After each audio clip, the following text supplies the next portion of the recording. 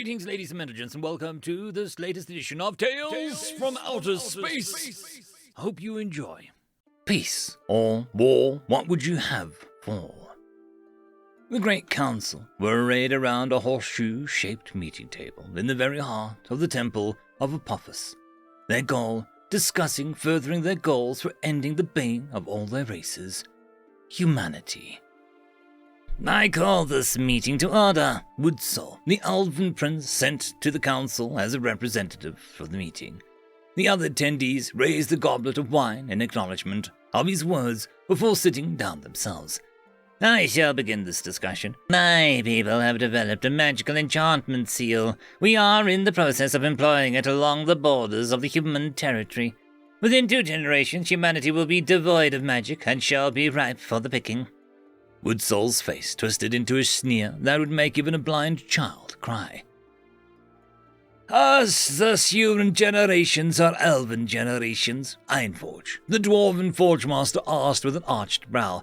Human, of course. It'd be a moot point if it were my races. Woodsall answered before taking a long sip of his goblet. Next me, Gorstusk, the orc great chieftain said, rising from his seat. We attack human. They weak but many. We keep number too few but be threat when time come. Gortusk explained, finishing his statement with a loud snort. Are you certain your raids won't be traced back to the origins? Woodsall asked. No human too weak to go Orkland, Gortusk again snorted, but this time in derision of Woodsall's statements. Sir Greyback, Woodsall turned to the grey-haired human-looking member of the council. As a representative of the magical beasts, I can say that we are turning a few useful humans away from their race. Many are already werewolves, like me. The nobles of use have become vampires. Silver's Greyback explained without rising from his seat, as if rising to speak was beneath him. What have you earned, Forge? Woodsall asked, turning to the dwarven forge master. We have been arming our soldiers with equipment. The human slaves are already bolstering the labor we have. It brings me with great joy to know with human aid, it'll only be half a decade before we can launch a prolonged war with ease, Ironforge answered. Finally, Lord Instathrax, I understand the humans have been attacking your kin. Woodsall asked the Dragon Emperor, who was currently in humanoid form. Ha! Instathrax spat. Only the young whelps will fall to human blade. Let the humans exhaust themselves against our scales and flames. He finished with a grin of razor-sharp fangs. The beings arrayed around the table nodded approvingly. At first, humans had been accepted amongst their number, but as the years ticked on, humanity's tendency to selfish behavior and warlike personalities had alienated them from all. Eventually, the council reached their limit and decided humanity deserved no less than the treatment that had been forced on the goblins. A loud knock reverberated at the door, drawing the attention of all present. A servant went to open the door, and a small amount of force slamming it shut again and hurrying into the opening in the table. Their face was pallid. Some of the council wondered who could be at the door. 1,000 apologies, my lord, but it appears the human representative is at the door. The servant bowed their heads low. Let them in. We need not fear what is beneath us, Woodsall said with a sneer that oozed venom. Walking into the chamber was a spindly, almost skeletal-appearing human. He had loose-fitting clothes and walked in a manner that seemed more like a flowing water. Greetings, oh so great council, he said with a deep bow. And you are? Woodsall demanded. I am but a humble teacher from the academy, he answered, rising from his brow. These words, though, causing a pang of shock and worry to bolt through the assembled members. The academy was the sole bastion of human exceptionalism, and for all their faults, humans were voracious in their pursuit of knowledge, and the culmination of that was the academy.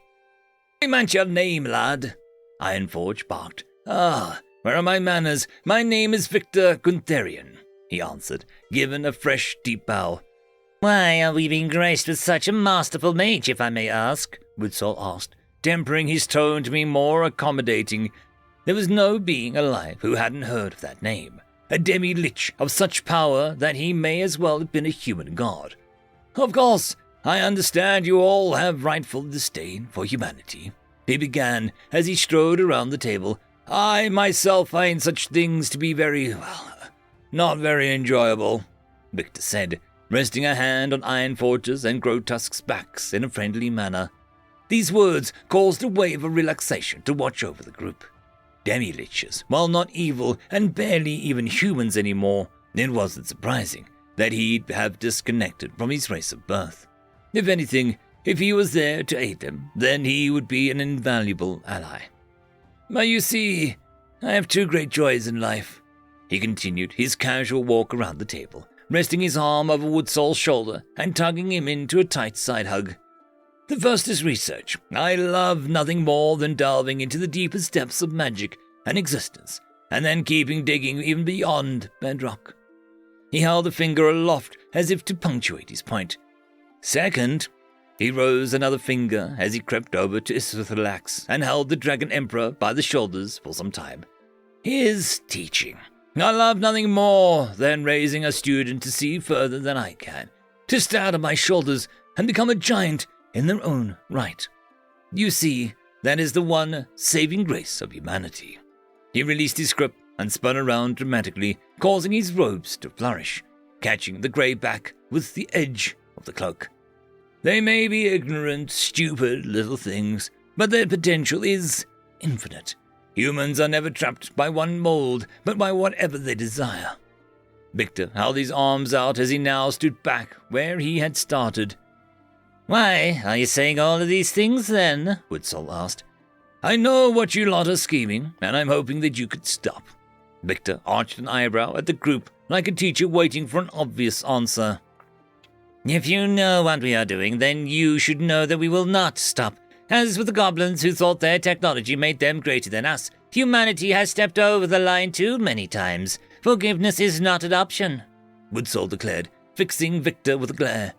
Victor's shoulders thumped in response. I'll ask one more time. I carry peace or war in the folds of my robes. Which will you have fall before you? The council just collectively chuckled at that absurd declaration. They said you'd be like that, but I felt it best to reach out a hand first. Call it a foolish hope, I suppose. Victor mumbled to himself, looking downcast. Oh well, I guess I'll just have to kill you all and break your little schemes here and now, Victor announced, a smile beaming on his face. The entire council rose to their feet in response to this. Victor may be powerful, but he was still only one mage. Nothing in the five of them couldn't handle. Ironforge, Goretusk, deal with the foolish human, Woodsoul snarled. Before the pair could take another step, Victor snapped his fingers and they both collapsed to the ground. Wow, worked better than I expected, Victor said with an amazed whistle as he shielded his eyes as if looking into the distance. What did you do? Woodsoul demanded. Gravity magic, Victor replied with a wiggle of his finger on both his hands. I would not do that, though, Isthalax said, gesturing to the increasingly flat forms of the dwarf and orc. A silence permeated the room at that statement, the only sounds being the cracks as more bones became dust. Well, we are a creative lot. Like I said, our potential is infinite. A few clever students of mine took the weight reduction enhancement of the dwarven transports and reversed and amplified it. I hid a miniature enchantment rune in each of my fingertips. Those two are currently under roughly the weight of this entire temple, Victor explained, in a tone of voice the most reserved for commenting on the weather. Impossible? Woodsoul was dumbfounded. It matters little. Cagnac, Veristas, Flemmetes. Woodsoul thrust out his hands and launched his attack. Silence returned as nothing happened. Cagnarak, Verestus, Flammentus, Woodsoul repeated again. Nothing happened. Colgaius, Gruntham, Blistas. Woodsoul changed his spell, but nothing still happened.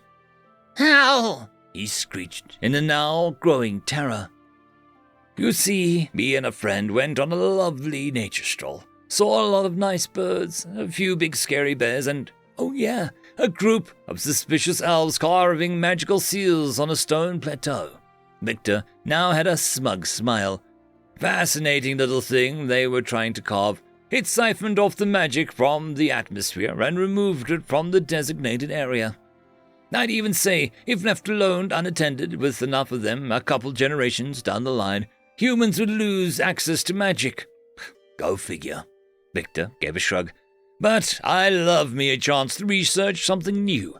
Found a few key components, played around with it on the low, and behold, he gestured to Woodsoul, seal off all manner access for all of time. These words caused Woodsoul's blood to drain from his face. You, Mr. Dragonwell, I went with a simple exploding rune. In your dragon form, it'd have been useless, but I'd be a fool to turn down such a chance to eliminate a real foe when in a weakened form. Istrax's eyes widened for a moment before his form was engulfed by flames, and in the place remained a headless torso. You, though, I have a number of nobles willing to forgive your transgressions, Victor said, pointing a finger at Greyback, who had been frozen still during the entirety of the event so far. Now off you go. Walkies, Victor added, narrowing his eyes, causing the man to scamper out the door. Victor kept a placid smile on his face as he slowly walked further into the table's opening towards Woodsoul. His demeanor was as calm as a lake on the windless night. Looking down at the rapidly aging elf, Victor stroked his chin. Fascinating. So elven magic is what really holds off aging. Useful to know. Victor gave a cheeky wink at Woodsoul before turning on his heel and leaving the chamber. Looking at his wrinkled hands, Woodsoul clenched them, croaking out in a withered and weary voice, I will destroy humanity if it's the last thing I do. End of story. I would just quickly like to thank the T5 channel members and patrons. Caspar Arnholtz, Cam Maxwell, Barkey, it's difficult to pronounce, Lord Azrakul, and Arcadian.